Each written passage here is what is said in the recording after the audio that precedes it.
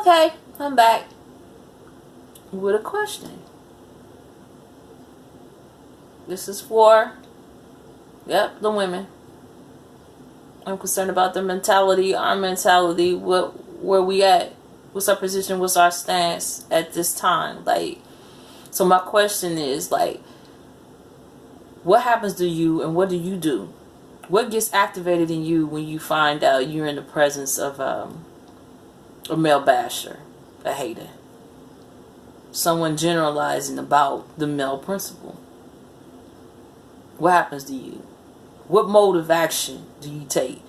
The initial, immediately, like, what kicks off, what's activated in the eyes of your being, like in the eyes of your ears and the mind of your heart and the eyes of your heart, the eyes of your mind? What do you do? I know what happens to me. Like, immediately, I begin to file through that principle throughout my life. I valued it. I value it. Like, the only other male principle was of my spiritual elders throughout my life. Outside of my granddad, he was my pops.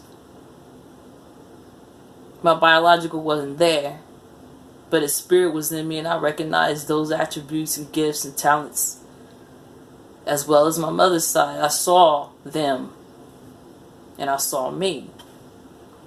But this thing, like, with the woman and her mindset, the mentality, and her perception of the man, her disposition with the man. Like, when you see those spirits that have that energy, what do you do? What happens to you? That's a question. Like, what mode of action do you take? Because I'm looking at my brothers, I'm looking at my nephews, I'm looking at grandsons. Like I said, my father, uncles,